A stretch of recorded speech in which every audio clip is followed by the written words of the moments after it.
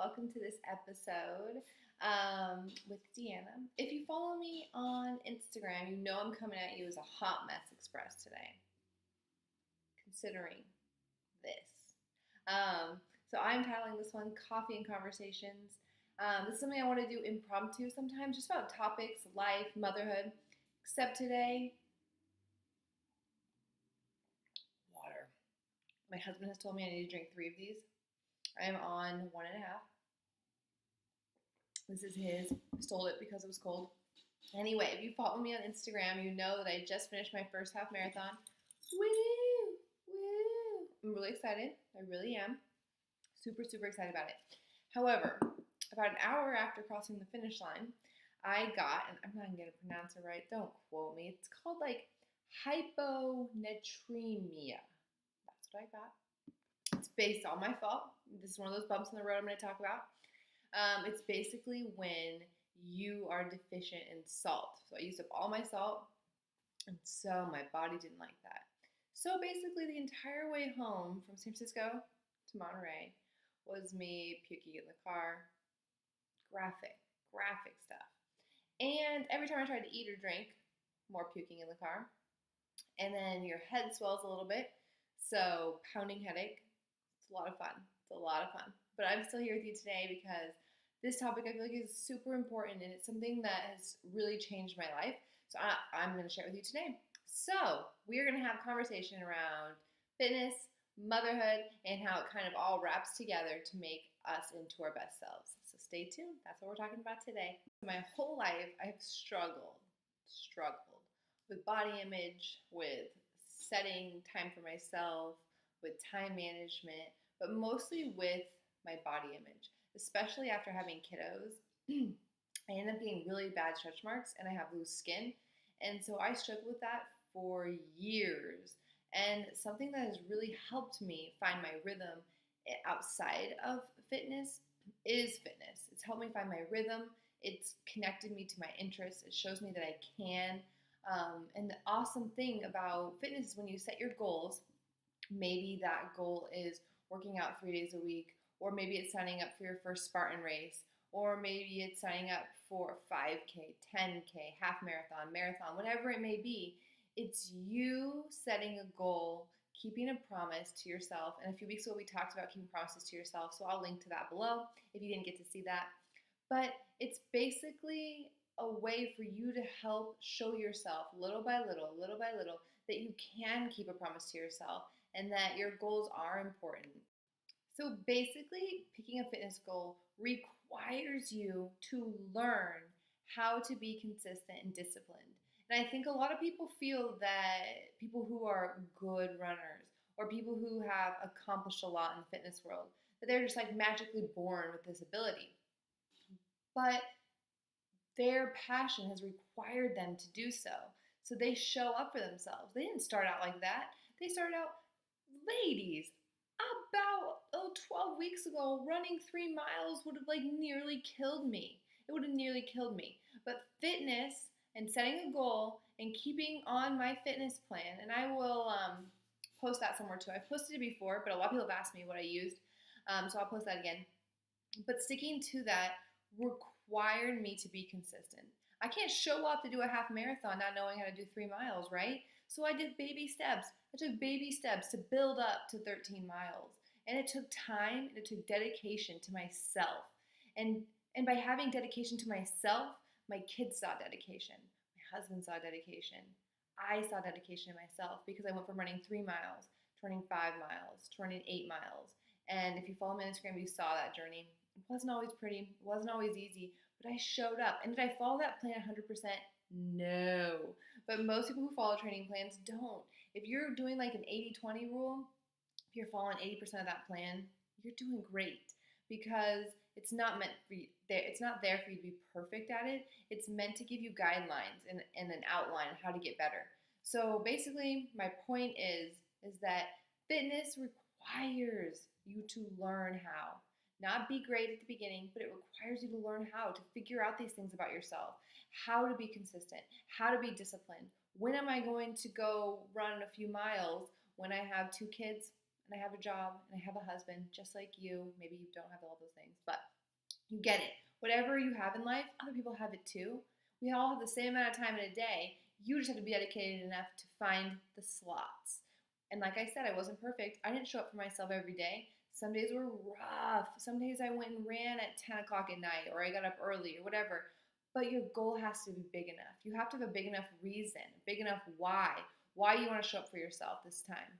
This time you will show up for yourself. And that's really important to figure out. So with fitness and with life, there are going to be bumps in the road. Like, you're going to go out and you're going to run 3 miles. It's going to be the best 3 miles of your life. You're going to be like, woo, I can go run a marathon. And then the next time you go run, you're going to make it like a mile and you'll be like, I can't do this. No, what is happening?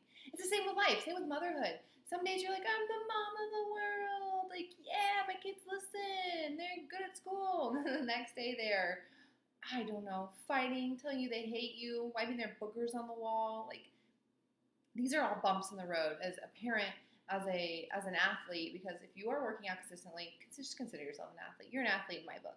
But the awesome thing about fitness, making mistakes, is it's just you and your mistake. It's less like you and your husband and your kids and your family and everybody else that gets involved in those things. So like me with my race, like being deficient in salt, I didn't do my research. I didn't make sure. I thought that there were at the aid stations, there were like the goo packs. No, there weren't. And so around 10 miles, I was realizing, oh, people are eating things. Smart. And that's all on me. It's a bump in the road. It's a mistake that I made. And did I pay for it? Yes. My brain hurts. Like, it's awful. But it's taught me things. It taught me to be better prepared for myself. It taught me that salt tablets, really good thing to carry, So carry them if you're going to be running long distances or doing something like the Spartan Super or Beast. Take salt tablets. They help your muscles from tightening up, and then they also make sure you don't get this salt deficiency thing. It's important. It's important to learn these things. It's hard when you're starting out because you're just trying to run a couple miles, and then you're just trying to figure out how to register for a race, and then you're just trying to figure out what do you do at the day of a race. And this was my first running race. I've done two Spartan races before. Those were different ball games. But you know what? It's the first time and you make mistakes and you're going to make mistakes. Maybe you'll forget something or whatever, but you just got to roll with it, take the consequences as they come, and get back up and keep going. And that's the same with life. There are speed bumps in the road and you can't let them hold you down forever, because if you do, they will. They will hold you down and it'll be all you can think about, and you won't start that thing you wanted to start. You won't be that person you wanted to be, and that's sad. So start with fitness and take it to your life and just go. Make your mistakes and just let them be that. Let them be mistakes and get back up and keep trying. So showing up for yourself in an exercise program or an end goal or whatever it may be fitness-wise, it really starts to show you what you're capable of. Slowly but surely, it starts to show you how much you're capable of. And that is a big step for people that have self-esteem issues, for people that have body issues, for people that constantly are talking themselves out of things, for people who quit things too early. This is for you. Take fitness and start getting those small wins, adding them up, and you'll start to see that you're capable. I know you're capable. Deep down in there somewhere you know you're capable, but you have to start showing yourself you're capable. My next point is that in a society that is constantly, for whatever reason, loves to peg moms against moms who breastfeed, moms that don't, moms who sleep with their baby, and moms who don't. We take these ideas, these different ways of parenting that aren't good or bad, they're just different.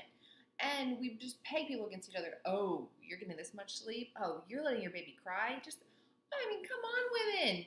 No! The one thing I love about fitness, because let's be honest right now, I have had a huge problem caring what other people think of me, and it has taken me years and years and years of weaning myself off of this, I don't know, whatever happened to me growing up or whatever it is I believe or whatever. I'm getting away from that because I feel like I have something important to say and you have something important to say and you're an amazing mom in whatever way you choose to raise your kid, obviously unless it's harmful. I'm not talking about that. I'm talking about these silly differences that we have as parents where it's okay to be different and it's okay to support other people that are doing something different than you. My best friend and I, we maybe do things differently, and that's okay. She supports me when I'm crying because my kid is, I don't even know, doing what at school. And I support her when her kids are doing gosh knows what at school. And you just shake your head and you're like, yeah, sister, being a mom is rough. It's not you. It's your kids. Blame the kids. No, I'm just kidding. But sometimes it is. Anyway, so one thing I love about fitness that helps in this area is that when you're doing something for fitness, it's you against you. You are your competition. Not other moms, not other people in their fancy running gear. It's so hard to keep a narrow focus and not play this comparison game. But in the end, it's you against you with your goal. Get a little better tomorrow, get a little better. And once you start to see yourself comparing yourself to yourself yesterday, you stop looking outside yourself. You start being more confident and comfortable in what you've chosen to do and how you've chosen to do it.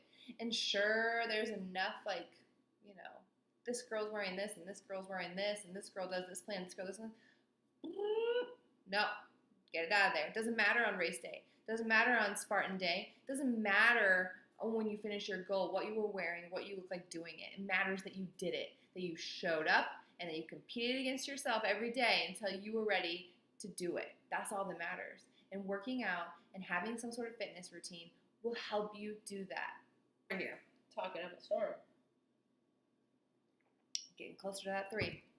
The other thing I love about fitness and how it relates to life is that I hear all the time that people want to have a healthy family, that they want to eat healthy foods, and for some reason, by starting even just a small fitness, whether it's going to yoga 2 times a week, or whether it's running a mile outside, or joining a gym, or taking fitness classes. When I'm talking here, I'm talking about anything you want to do. Swim classes, I don't know, whatever you're interested in. Go take some karate or self-defense. Just something to move your body at least 30 minutes. Just that's it, 30 minutes. You can do it. Go for a walk. Take your dog for a walk. Take your kids in a wagon. Whatever. It all counts. But I noticed that when I started doing this, when I get home, I didn't want to eat the CRAP. You know, just in case you have kids listening, I'll spell it for you. And when I started not wanting to eat that stuff, I stopped buying that stuff, which means my family wasn't eating that stuff. And over the last 6 years, we've just got progressively more healthy. And I'm always telling people that ask me, I honestly believe this. The health and fitness is like this. You will have good weeks, you will have good days, you will have bad times. We have gone from being vegan for 6 months to pescatarian for a year to vegetarian. I like to say we're somewhere in the middle of pescatarian and vegan. We have never committed. We stopped eating meat minus fish and eggs like 7 years ago. But the other stuff, it comes and goes. I can't give up cheese. I just love cheese. I know it's an issue and I'm digressing here, but I do love cheese.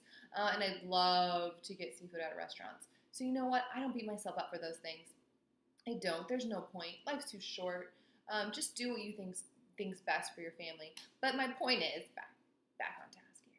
My point is that by showing up for yourself with your health and fitness, you're going to stop craving those other things. And let me tell you, oh man, queen of stress. Fitness helped with my stress. I would come home and not drink a beer or eat Girl Scout cookies. I say that because I just bought a box. But instead, to deal with my stress or to deal with whatever life's throwing at me, I would go work out. And I would feel so much better because you release endorphins when you go work out. And when you get home, you don't want to go eat that stuff, man. I just spent 30 minutes running. I'm not going to eat that. So it helps. It really helps. And it's amazing. So the neighbor kids are totally creeping on me over there. Logan and Lucas should be home any minute, which means hurry up. They're creeping on me. Anyway, so awkward. Oh, mom life. Anyway, to sum things up here. The gym has helped me train. When I say gym, I use it loosely. Yoga studio, backyard, living room. Has helped me train not only my body, but my mind. It's helped me train my mind. It's helped me work on those big life skills of persistency, discipline, consistency, all those things that are huge life skills. I started small in fitness, and I just kept showing myself I could learn these things. I'm capable. I have a voice. I have an opinion. My goals matter. I can accomplish my goals. And that stuff started to flood over into my life. And I'm not saying fitness is like, I don't know, the end-all beacon of hope for you. But I am saying that it helps. It helps you to show up for yourself, and you matter, and your life matters. So act like it. Anyway, that's what I have for you today on Coffee and Conversation with Deanna. Next time, I will be drinking coffee. I will hopefully be a little less of a hot mess. But today, you know what? I'm owning it. I'm owning it. I'm about to go take my third nap of the day, try to get rid of this pounding headache that I caused myself. Anyway, if you enjoyed this kind of more raw coffee and conversation with Deanna, please like the video below if you took anything away from it. Subscribe by hitting that little red button. I would love your support and following. And I will see you each week on Tuesdays for more juicy conversations. Thanks so much. Comment below what your takeaway was, or if you have any recommendations for getting rid of headaches. I appreciate that too. Have a good one. Remember to smile. Remember to get some sleep when you can. And remember, girl, you got this.